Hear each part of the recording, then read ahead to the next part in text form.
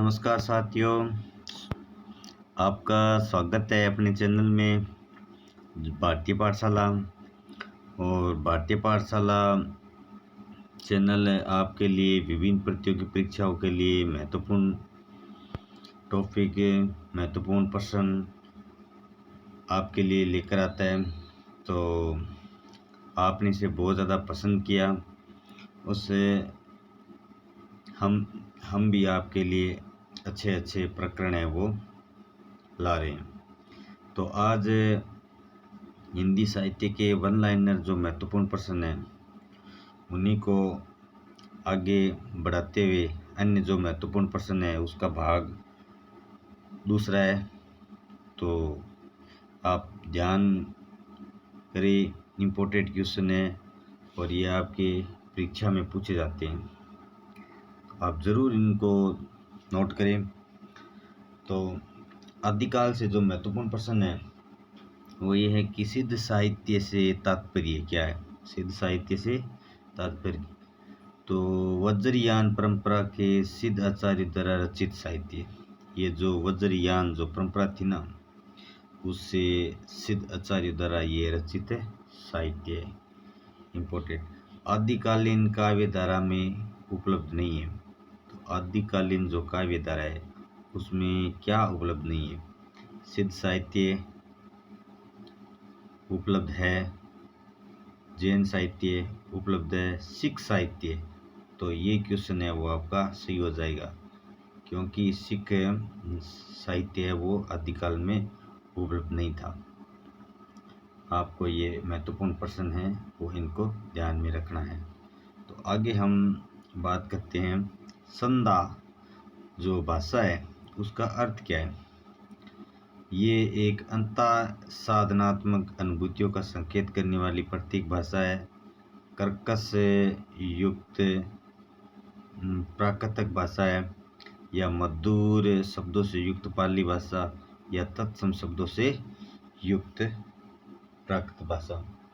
तो आपको बताते हैं कि ये अंतः रसा साधनात्मक जो हमारे भीतर साधनात्मक अनुभूतियों का संकेत करने वाली प्रतीक भाषा है। तो इसका सही आंसर ए हो जाएगा। आगे, सिद्ध साहित्य के संदर्भ में कौन सा कथन असत्य है। असत्य पहचान है, सिद्ध साहित्य दोहों व चर्या पदों में है, सिद्ध साहित्य की भाषा पिंगल है, सरहपा सिद्ध साहित्य के आदि कवि है, सिद्ध साहित्य में सहज साधना प्राधान्य है। तो असत्य कौन सा है? सिद्ध साहित्य दोहों व चर्या पदों में बिल्कुल है, सिद्ध साहित्य की भाषा बिल्कुल पिंगल नहीं है। तो ये आपका उत्तर हो जाएगा, यानी ये असत्य हैं। बाकी कौन से हैं? सरहपा सिद्ध साहित्य के आदि कवि माने जाते हैं, ये तो आपको ध्यान में है। 84 सिद्धों में प्रथम सिद्ध कौन है? सबरपा, डोडिम्बा, सरहपा या लुइपा। तो आप जानते हो कि सरहपा है वो 84 सिद्धों में प्रथम सिद्ध थे। राहुल सांकत्या ने हिंदी का प्रथम कवि किसे माना है? तो आप इसका उत्तर है जब तक कमेंट बॉक्स में ज़रूर दें। अगर आपको पता है तो राहुल सांकत्या ने हिंदी का प्रथम कवि किसे माना है? तो सरहपा को ही। आप बीच बीच में कमेंट करते रहे ताकि हमें भी है कि अपना जो हमें मोटिवेशन मिलता रहे कि आप हमें हमारे द्वारा जो संचालित तो प्रयास है वो सार्थक सिद्ध हो आपके लिए। अधिकांश साहित्य इतिहास और इतिहासकारों के अनुसार हिंदी का प्रथम कवि कौन सा है? अब हम बात करते हैं कि अधिकांश, तो देवसेन, सरहपा, स्वयंभू, पुष्पदन। तो किसी ने स्वयंभू को हिंदी का प्रथम कवि कहा, किसी ने देवसेन, किसी ने सरहपा, किसी ने पुष्पदन। जो अंत में स्वीकार थे वो थे आपके कौन से? सरहपा। तो शालिभद्र सूरी कृत भरतेश्वर बाहुबली रास को हिंदी की प्रथम रचना किसने माना है? ठीक है ना, ये शालिभद्र सूरीकृत, इनके द्वारा जो रचना है ना, कौन सी है, उनके द्वारा रचना है ये भरतेश्वर बाहुबली रास को हिंदी की प्रथम रचना किसने माना? अब इसको हिंदी की प्रथम रचना मानने वाले कौन से? तो राहुल सांकट्यान, मिश्र बंधु, गणपति चंद्रगुप्त, रामचंद्र शुक्ल, इनमें से आपको बताने हैं। जरूर जरूर कमेंट करिए आप जरूर कमेंट में इसका उत्तर दें। तो इसका सही उत्तर है गणपति चंद्रगुप्त। इनके अनुसार हिंदी की एक क्या थी? प्रथम रचना थी। हिंदी की प्रथम रचना श्रावकाचार्य की रचनाएं हैं। तो हिंदी की प्रथम रचना श्रावकाचार्य की रचनाएं सबरपा, सरपटनाथ, अद्वैजर या देवसेन। तो इसमें से कौन सी है वो आपको बतानी है। तो देवसेन की है वो, ये इम्पोर्टेंट है। देवसेन की प्रथम रचना श्रावकाचार्य की रचनाएं हैं। पुष्य या पुण्य को हिंदी का प्रथम किसने माना था? पुष्य या पुण्य को हिंदी का माना था, वो आप सभी को पता है, उत्तर है वो जरूर कमेंट में दें। पुष्य या पुण्य को हिंदी का प्रथम कवि किसने माना था? तो पुष्य या पुण्य को हिंदी का प्रथम कवि है वो शिव सिंह सेंगर ने माना था। ये आपको बिल्कुल पता है। देवसेन का एक अन्य ग्रंथ है, जरूर बताइए। तब तक आप कमेंट करें, कमेंट करके हमें बताइए कि देवसेन का एक अन्य ग्रंथ कौन सा है। सरिया पद है, दब सहाव प्रयास है, या दोहा कोश है, बोधगानो दुआ है। तो दब सहाव प्रयास है वो देवसेन का क्या है? अन्य ग्रंथ है। सरिया पद के रचयिता है। आप उत्तर का कमेंट जरूर दें।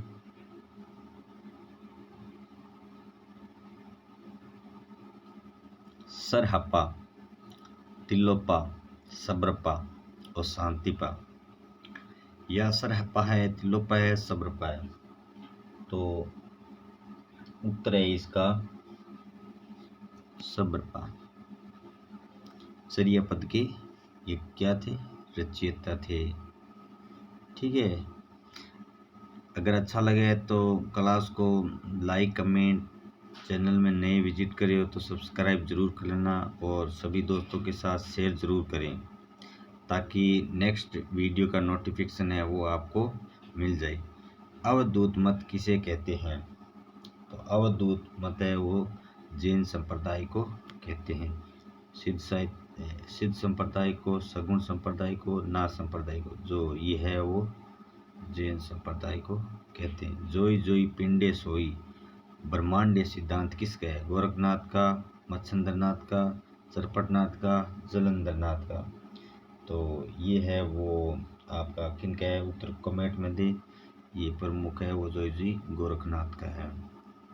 ये आपको ध्यान में रखना है, इम्पोर्टेंट क्वेश्चन है आपके लिए। गोरखनाथ के गुरु सभी परिचित हैं आप गोरखनाथ के गुरु से। जलंधरनाथ, मत्स्येंद्रनाथ, चौरंगीनाथ, सरपटनाथ। मत्स्येंद्रनाथ है वो गोरखनाथ जी के क्या थे? गुरु थे। बड़े ही इम्पोर्टेंट क्वेश्चन है ये, कई बार परीक्षा में भी पूछे जा चुके हैं। गोरखनाथ को पृथ्वीराज के समय का जो विद्वान है, गोरखनाथ को पृथ्वीराज के समय का बताने वाले विद्वान है। ठीक है ना, गोरखनाथ है वो पृथ्वीराज के समय थे। ठीक है ना, ये जो उनके बारे में जो समय बताने वाले विद्वान कौन थे? डॉक्टर राम कुमार वर्मा, राहुल सांकट्यान, रामचंद्र शुक्ल, हजारी प्रसाद द्विवेदी। तो इनमें से वो थे आपके कौन है? इम्पोर्टेंट क्वेश्चन है ये। रामचंद्र शुक्ल ही है वो ऐसा कथन कहते हैं कि गोरखनाथ है वो पृथ्वीराज के समय थे। वारकरी संप्रदाय का संबंध किससे है? कमेंट जरूर करें। तो वारकरी संप्रदाय का संबंध है वो सिद्ध साहित्य से हैं, रासो साहित्य से हैं, लोक साहित्य से हैं, या इनमें से कोई नहीं। तो इसका उत्तर है सिद्ध साहित्य। कौन सा? सिद्ध साहित्य, ये उत्तर है। वारकरी संप्रदाय का संबंध है वो सिद्ध साहित्य से है।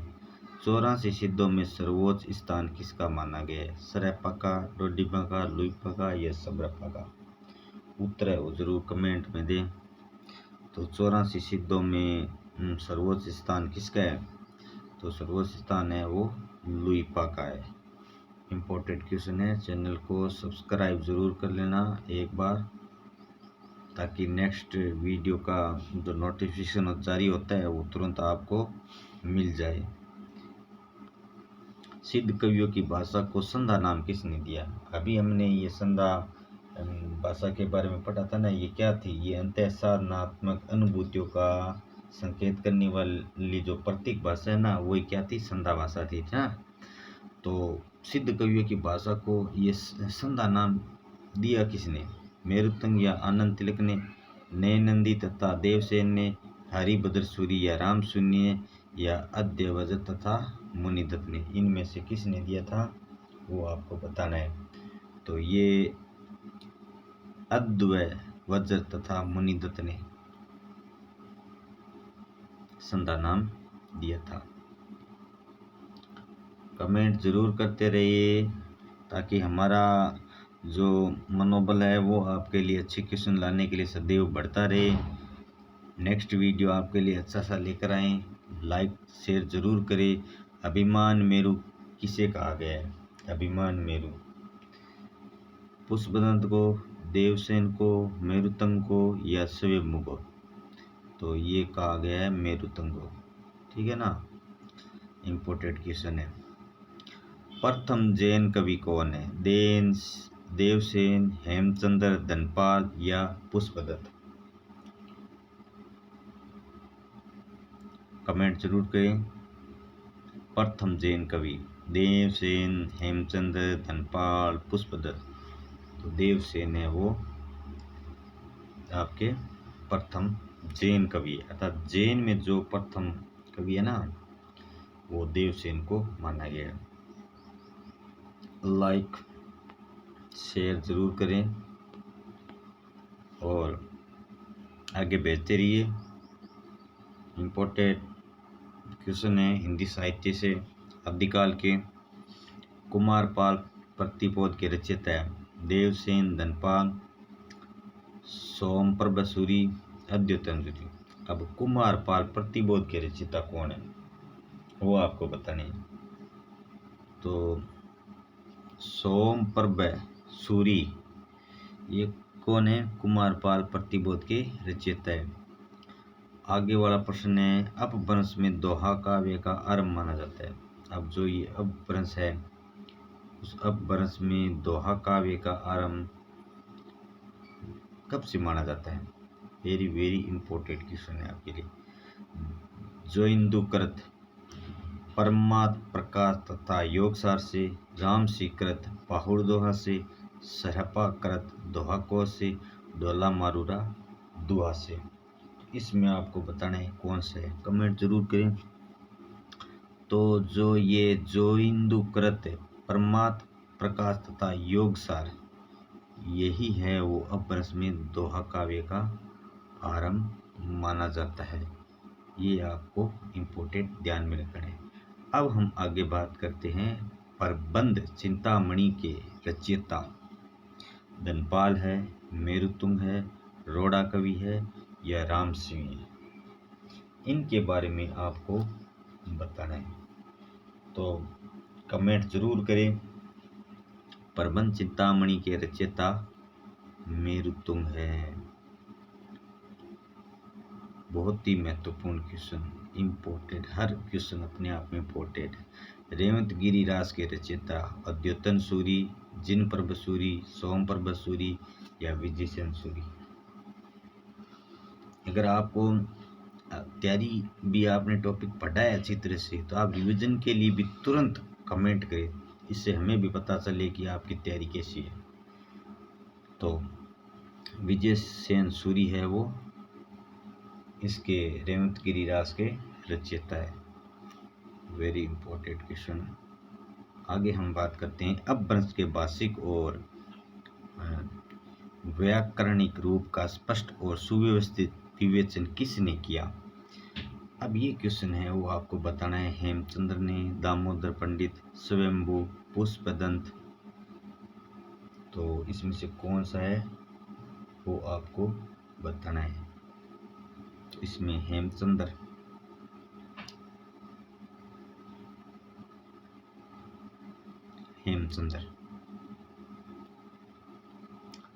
अपभ्रंश के भाषिक और व्याकरणिक रूप का स्पष्ट और सुव्यवस्थित विवेचन इन्होंने ही किया था, ठीक है ना। हेमचंद्र ने अपभ्रंश के भाषिक और व्याकरणिक रूप का स्पष्ट रूप से सुव्यवस्थित विवेचन। सिद्ध हेमचंद्र शब्दानुशासन के रचनाकार कौन है। तो ये आपको पता है कि स्वयं हेमचंद्र ही इसके क्या है, सिद्ध हेमचंद्र शब्दानुशासन के रचनाकार हैं। आशु कवि की रचना कौन सी है। आशु कवि की रचना है नेमिनाथ रास, स्थूल भद्ररास, चंद्रबाला रास, इनमें से कोई नहीं। तो चंद्रबाला रास है वो आशु कवि की रचना है। नायकों का सिख वर्णन, अभी ये क्वेश्चन अपने आप में बहुत ही इम्पोर्टेंट है। हिंदी साहित्य में आदिकाल से नायकों का नक्सिक वर्णन मिलता है। तो ये मिलता है अदहमान। ये क्या है, अदहमान। अदहमान ये क्या है, अदहमान कृत संदेश रासक में, या असाहित कृत सावली में, या कुशल लाभ कृत ढोला मारू दोहा में, या रोडा कृत राउल वेल में। तो ये मिलता है रोडा कृत राउल मेल में। Very important question. डिंगल का सबसे पहले प्रयोग कहाँ मिलता है। राजा बांकीदास कृत कुकवि 32 में, ज्योतिषवीर कृत वर्ण रत्नागर में, अब्दुल रहमान कृत संदेश रासक में, या कुशल लाभ कृत ढोला मारूरा दोहा में। तो ये राजा बांकीदास कृत कुकवि 32 में इसका वर्णन मिलता है। डिंगल का सबसे पहले प्रयोग, इंपॉर्टेंट क्वेश्चन, ठीक है। डिंगल का सबसे पहले प्रयोग कहाँ मिलता है। हर क्वेश्चन अपने आप में इम्पोर्टेंट। नायिकाओं का नक्सिक वर्णन, ये अभी हमने पढ़ा था अहदमान कृत, तो इसमें कौन सा है, रोडा कृत राउल वेल में, ठीक है ना। ये भी क्वेश्चन है वो इम्पोर्टेंट है।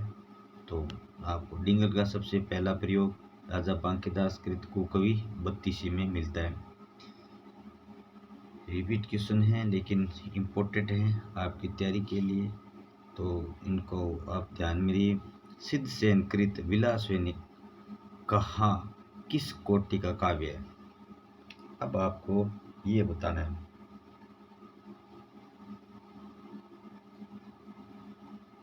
सिद्ध सेन कृत विलासवी कहाँ किस कोटि का काव्य है। कृष्ण काव्य, वीर काव्य, प्रेम कथा काव्य, या भक्ति काव्य। तो ये कृष्ण काव्य है। इंपॉर्टेंट क्वेश्चन है, ठीक है। Very very important question. आदिकाल की चंपू काव्य का, चंपू क्या है, जो गद्य और पद्य का जो मिश्रण है वही क्या है, चंपू काव्य। इंपॉर्टेंट क्वेश्चन है ये, ठीक है ना। ये कौन सा है, तो ये आपका है राउल वेल, ठीक है ना। जो चंपू काव्य जो गद्य और पद्य का मिश्रण होता है ना, उसी को चंपू काव्य कहते हैं। गद्य और पद्य का मिश्रण, ठीक है ना। ये मिश्रण ही है वो क्या है, चंपू काव्य। शिलाओं पर लिखा हुआ काव्य, शिलाओं पर लिखा हुआ कौन सा काव्य है। प्रबंध चिंतामणि, चर्यापद, उक्ति व्यक्ति प्रकरण, या राउल वेल। तो वो है आपका ये जो आदिकाल का जो चंपू काव्य है राउल वेल, यही क्या है, शिलाओं पर लिखा हुआ राउल वेल है वो, बड़ा ही इम्पोर्टेंट है, ठीक है ना। तो ये महत्वपूर्ण क्वेश्चन है वो, आपको इनके बारे में इम्पोर्टेड हैं वो आप ज़रूर देखिए। तो हमारा चैनल जो साहित्य हिंदी साहित्य और कक्षा 12 अन्य प्रतियोगी परीक्षाओं के लिए महत्वपूर्ण हिंदी व्याकरण, आप एक बार हमारे चैनल को सब्सक्राइब जरूर करिए। हमने हिंदी व्याकरण और विज्ञान, गणित और राजनीतिक की महत्वपूर्ण इम्पोर्टेंट क्लासें हैं वो आपके लिए डाल रखी हैं। तो एक बार आप हमारे चैनल में ज़रूर विजिट करें, ज़रूर देखें। आगे हैं 63 सलाहकार पुरुषों का जीवन का वर्णन हुआ है किस में, तो वो हुआ है महापुराण में। इम्पोर्टेंट क्वेश्चन है। आगे है गोरख की वाणियों का सर्वप्रथम संग्रह किसने किया, राहुल सांकृत्यायन, सुंदर शर्मा गुलेरी, पीताम्बर दत्त, बड़थवाल, हजारी प्रसाद द्विवेदी। तो इसमें आपको ये क्वेश्चन है वो कमेंट करके ज़रूर बताइए हमें, इसके बारे में जल्द से जल्द आप कमेंट करें। आगे हम बात करते हैं, यानी ये पीताम्बर दत्त बड़थवाल है वो गोरख की वाणियों का सर्वप्रथम संग्रह इन्होंने किया था। स्वयंभू कृत परमचर्यु की, ये किसकी रचना, स्वयंभू की परम विषय वस्तु किससे संबंध है, परमचर्य की जो विषय वस्तु है वो किससे संबंध है, राम कथा से। Very important question. अपभ्रंश का आदि कवि कौन है, अपभ्रंश का आदि कवि तो किसको कहा गया है, स्वयंभू को। इम्पोर्टेंट है, आप नोट कर लीजिए। आदिकालीन साहित्य में गद्य का प्राचीन ग्रंथ कौन सा है, आदिकालीन साहित्य में, कमेंट जरूर करें। तो कुवली माला, इसको क्या गया, आदिकालीन साहित्य में गद्य का प्राचीन ग्रंथ कहा गया है। आगे संदेश रस के रचयिता कौन है, तो संदेश रस के रचयिता अब्दुल रहमान को कहा गया है।